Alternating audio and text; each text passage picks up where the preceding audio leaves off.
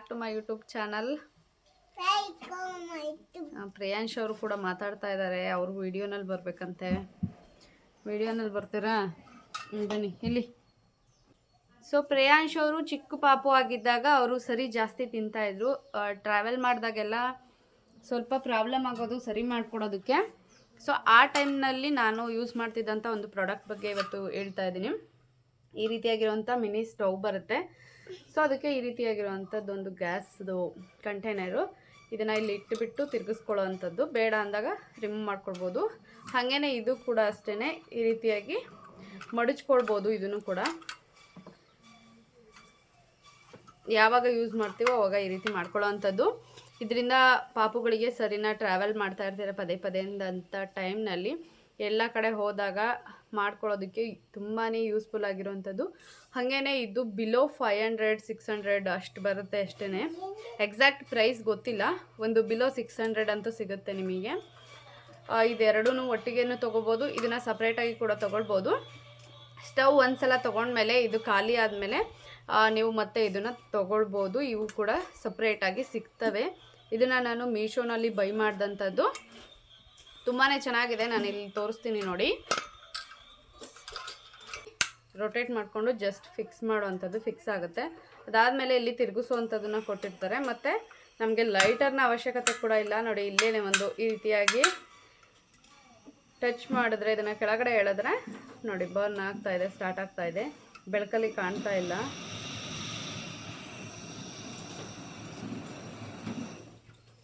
So ಇಲ್ಲಿ ಎಷ್ಟು ಬೇಕು ನಿಮಗೆ ಅಷ್ಟಕ್ಕೆ ತಿರುಗಿಸ್ಕೊಳ್ಬೋದು. ಲೋ ಕೂಡ ಇಟ್ಕೋಬೋದು, ಫ್ಲೇಮ್ ಹೈ ಕೂಡ ಮಾಡ್ಕೊಳ್ಬೋದು. ಇದು ತುಂಬ ಏನು ಬೇಗ ಖಾಲಿ ಆಗೋದಿಲ್ಲ, ತುಂಬ ದಿನ ಬರುತ್ತೆ ಇದು.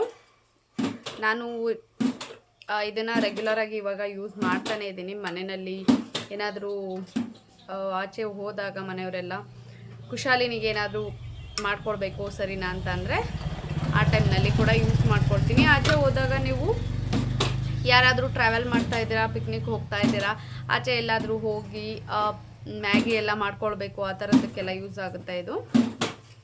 ಇದ್ರದ್ದು ಲಿಂಕನ್ನು ನಾನು ಡಿಸ್ಕ್ರಿಪ್ಷನಲ್ಲಿ ಕೊಟ್ಟಿರ್ತೀನಿ, ಹೋಗಿ ಚೆಕ್ ಮಾಡಿ ನೀವು ಅಲ್ಲಿಂದ ಬೈ ಮಾಡ್ಬೋದು. ಸೊ ಇವತ್ತು ಕಾರ್ಪೆಂಟರ್ ಬಂದಿದ್ದಾರೆ. ಮನೆಯಲ್ಲಿ ಬಾಗಿಲು ಕಿಟಕಿ ಎಲ್ಲ ಕೂಡಿಸ್ತಾ ಇದ್ದಾರೆ. ಸೊ ಆ ಕೆಲಸ ನಡೀತಿದೆ. Door and windows first ground ಫ್ಲೋರಿಗೆ ಏನು ಬೇಕು ಎಲ್ಲ ರೆಡಿ ಮಾಡ್ಕೊಳ್ತಾ ಇದ್ದಾರೆ. ಪಾಲಿಷಿಂಗ್ ಎಲ್ಲ ಆಗಿದೆ. ಸೊ ಮನೆ ಬಗ್ಗೆ ಏನೂ ಅಪ್ಡೇಟ್ನ ಮಾಡಿಲ್ಲ, ವೀಡಿಯೋಸ್ಗಳನ್ನ ಶೇರ್ ಮಾಡ್ಕೊಳ್ತಿಲ್ಲ. ತುಂಬ ದಿನದಿಂದ ಅಂತ ಹೇಳಿ ಕೇಳ್ತಾ ಇದ್ರಿ. ಅದು ವೀಡಿಯೋಸ್ ಎಲ್ಲ ರೆಡಿ ಮಾಡ್ಕೊಂಡಿದ್ದೆ. ಎಡಿಟಿಂಗಲ್ಲಿ ಸ್ವಲ್ಪ ಪ್ರಾಬ್ಲಮ್ ಆಯಿತು. ಸೊ ವೀಡಿಯೋಸ್ ಕೂಡ ಡಿಲೀಟ್ ಮಾಡಿಬಿಟ್ಟಿದ್ದೀನಿ.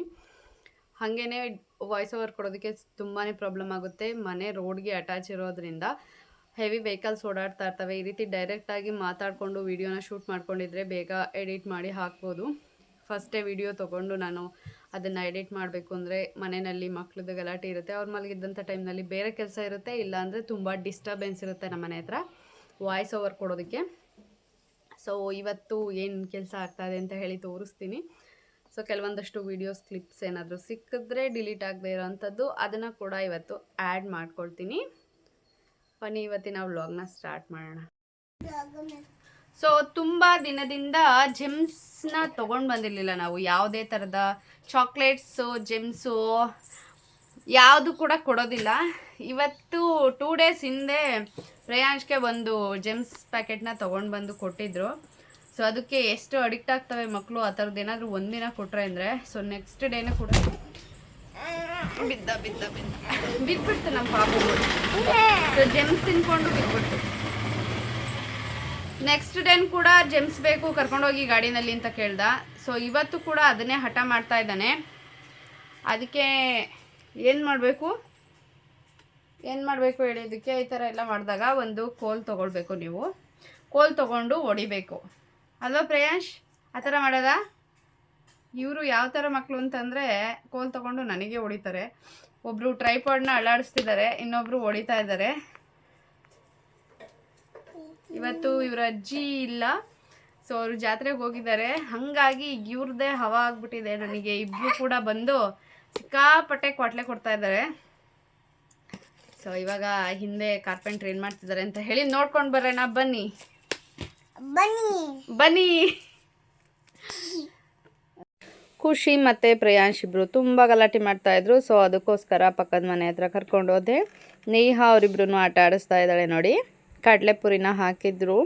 ಕುಶಾಲಿನಿ ಅವರು ಅದನ್ನು ನೆಲದ ಮೇಲೆ ಬಾಯಿ ಹಾಕಿ ತೊಗೊಳ್ತಾ ಇದ್ದಾರೆ, ಕೈಯಿಂದ ತಿಂತಾ ಇಲ್ಲ. ಸೊ ನೇಹನ್ನೇ ಕಚ್ಚೋದಕ್ಕೆ ಹೋಗ್ತಾ ಇದ್ದಾಳೆ ನೋಡಿ. ಯಾರಾದರೂ ಅಷ್ಟೇ, ಅವಳು ತಿನ್ನೋದು ಸ್ವಲ್ಪ ಯಾರಾದರೂ ತಗೊಂಡ್ರೆ ಸಾಕು ಫುಲ್ ಸಿಟ್ಟು ಬರುತ್ತೆ ಅವಳಿಗೆ, ಕಚ್ಚೋದಕ್ಕೆ ಹೋಗ್ತಾಳೆ ನೋಡಿ. ಯಾವ ಥರ ಆಟ ಆಡ್ತಿದ್ದಾಳೆ ಅಂತೇಳಿ. ಸಿಕ್ಕಾಪಟ್ಟೆ ಬಜಾರಿ ಮಗು ಇದು, ತುಂಬ ಗಲಾಟೆ ಮಾಡ್ತಾಳೆ. ಪ್ರಿಯಾಂಶ್ನ ಎಷ್ಟು ಗೋಳುಕೊಂತಾಳೆ ಅಂತಂದರೆ ಏನೂ ಕೊಡೋದೇ ಇಲ್ಲ ಪ್ರಿಯಾಂಶ್ಗೆ. ಅದು ಪಾಪ ಏನಾದರೂ ಕೇಳಲಿ, ಸಾಫ್ಟಾಗಿ ಕೇಳಿದ್ರೆ ಸಾಕು ಆರಾಮಾಗಿ ಕೊಟ್ಬಿಡ್ತಾನೆ. ಬಟ್ ಖುಷಿ ಆ ಥರ ಅಲ್ಲ, ಏನೇ ರಿಕ್ವೆಸ್ಟ್ ಮಾಡಿಕೊಂಡು ಸಾಫ್ಟಾಗಿ ಕೇಳಿದ್ರು ಕೂಡ ಕೊಡೋದಿಲ್ಲ. ಸೊ ಇವ್ರ ಮನೆಗೆ ಬಂದಾಗ ನನಗೆ ಅವ್ರನ್ನ ಹಿಡಿಯೋದು ಕಷ್ಟ ಅಂತಂದರೆ ಮೆಟ್ಲು ಹತ್ಕೊಂಡು ಹೋಗೋವಂಥದ್ದು ಖುಷಿ. ಸೊ ಒಂದು ಸತಿ ಅಲ್ಲಿ ಕಡೆ ಗಮನ ಹೋಗಿ ಮೆಟ್ಲು ಹತ್ತೋದಕ್ಕೆ ಸ್ಟಾರ್ಟ್ ಮಾಡಿದ್ರೆ ಮತ್ತೆ ಅದನ್ನು ಮರೆಯೋದೇ ಇಲ್ಲ. ಸೊ ಹಂಗಾಗಿ ಅವಳು ಮೆಟ್ಲು ಹತ್ತೋದಕ್ಕೆ ಸ್ಟಾರ್ಟ್ ಮಾಡ್ತಿದ್ದಂಗೆ ವಾಪಸ್ ಕರ್ಕೊಂಡು ಬಂದೆ ಮನೆ ಹತ್ರ. ನನ್ನ ಹಸ್ಬೆಂಡು ಕಲ್ಲಂಗಡಿ ಹಣ್ಣು ತಂದಿದ್ರು. ವಾಟರ್ ಮಿಲನ್ ಅಂದರೆ ಇಬ್ಬರಿಗೂ ಸಿಕ್ಕಾಪಟ್ಟೆ ಇಷ್ಟ. ಎಷ್ಟು ಇಷ್ಟ ಅಂತಂದರೆ ಬೇರೆ ಯಾವುದೇ ಹಣ್ಣನ್ನು ಇಷ್ಟೊಂದು ಜಾಸ್ತಿ ತಿನ್ನೋದಿಲ್ಲ ಅವರು. ಇಮಿಡಿಯೇಟಾಗಿ ಕಟ್ ಮಾಡಿ ಕೊಡಬೇಕು ಅವರಿಗೆ ವಾಟರ್ ಮಿಲನ್ ಆದರೆ. ಸೊ ಅಷ್ಟು ಇಷ್ಟಪಡ್ತಾರೆ. ಇಲ್ಲಿಗೆ ಅವರಿಬ್ಬರಿಗೂ ಕೂಡ ಕಟ್ ಮಾಡಿ ತಿನ್ನಿಸ್ತಾ ಇದ್ದೆ. ನಾನು ಕೂಡ ಸ್ವಲ್ಪ ತಿಂದೆ. ಎಲ್ಲ ಕೆಲಸ ಆದಮೇಲೆ ಆಚೆ ಹೋದ್ವಿ, ಹಿಂದೆ ಏನು ಕೆಲಸ ಮಾಡ್ತಿದ್ದಾರೆ ಅಂತ ಹೇಳಿ. ಸೊ ನೋಡ್ಬೋದು ವಿಂಡೋಸಿಗೆ ಈ ರೀತಿಯಾಗಿ ಒಂದು ವೈಟ್ ಕಲರ್ ಪೈಪನ್ನು ಸೇರಿಸ್ಕೊಂಡು ಕಂಬಿನ ಹೊಡಿತಾ ಇದ್ದಾರೆ. ಇದರಿಂದ ಏನಪ್ಪ ಯೂಸ್ ಆಗುತ್ತೆ ಅಂದರೆ, ನಾವು ಕನ್ಸ್ಟ್ರಕ್ಷನ್ ಟೈಮ್ನಲ್ಲಿನೇ ಕದ ಕಿಟಕಿ ಎಲ್ಲ ಅಂದರೆ ಬಾಗಿಲು ಕಿಟಕಿಗಳನ್ನ ಈ ರೀತಿ ಇಟ್ಕೊಂಡೇ ಕನ್ಸ್ಟ್ರಕ್ಷನ್ ಮಾಡೋ ಟೈಮ್ನಲ್ಲಿ ಸಿಮೆಂಟ್ ಆಗಿರ್ಬೋದು, ಧೂಳಾಗಿರ್ಬೋದು ಅದ್ರ ಮೇಲೆಲ್ಲ ಕುತ್ಕೊಂಡು ಅದೆಲ್ಲ ಹಾಳಾಗುತ್ತೆ. ಸೊ ಕಂಬಿಗಳು ಅನ್ನೋ ಕಾರಣಕ್ಕೆ ಈ ರೀತಿ ಪೈಪನ್ನು ಹಾಕ್ಕೊಳ್ತಾರೆ. ಇದಂತೂ ತುಂಬಾ ಯೂಸ್ಫುಲ್ಲು. ಅದಾದಮೇಲೆ ವಾಟರ್ ಮಿಲನ್ ಇತ್ತಲ್ಲ ಅಂತ ಹೇಳಿ ಬಂದು ಎಲ್ಲ ಜ್ಯೂಸ್ ಎಲ್ಲ ಮಾಡಿಕೊಟ್ಟೆ. ಜ್ಯೂಸ್ ಮಾಡಿ ಆ್ಯಂಡ್ ಐಸ್ ಕ್ರೀಮ್ ಏನು ಟ್ರೇ ಇದೆ ಅದಕ್ಕೆ ಐಸ್ ಕ್ರೀಮ್ ಕೂಡ ಐಸ್ ಕ್ಯಾಂಡಿ ಮಾಡೋದಕ್ಕೆ ಅಂತ ಹೇಳಿ ಇಟ್ಟಿದ್ದೀನಿ. ಈ ಐಸ್ ಕ್ಯಾಂಡಿ ಟ್ರೇದು ಕೂಡ ಲಿಂಕ್ ಬೇಕಂದರೆ ಡಿಸ್ಕ್ರಿಪ್ಷನಲ್ಲಿ ಹಾಕಿರ್ತೀನಿ, ನೀವು ಹೋಗಿ ಚೆಕ್ ಮಾಡ್ಬೋದು. ಸೊ ಅದೆಲ್ಲದು ಆದಮೇಲೆ ಎಲ್ಲರೂ ಸ್ನಾನ ಮಾಡಿಕೊಂಡು ರೆಡಿಯಾಗಿ ಹಾಲ್ನೂರಲ್ಲಿ ಜಾತ್ರೆ ಇತ್ತು. ಸೊ ಜಾತ್ರೆಗೆ ಬಂದಿದ್ವಿ. ಇದು ಮಲ್ಲೇಶ್ವರ ಸ್ವಾಮಿ ಆ್ಯಂಡ್ ಪಾರ್ವತಮ್ಮ ದೇವಿ ಜಾತ್ರೆ. ಪ್ರತಿ ವರ್ಷ ಕೂಡ ಇಲ್ಲಿಗೆ ಹೋಗ್ತೀವಿ, ನಮ್ಮ ರಿಲೇಟಿವ್ಸ್ ಇರೋದ್ರಿಂದ.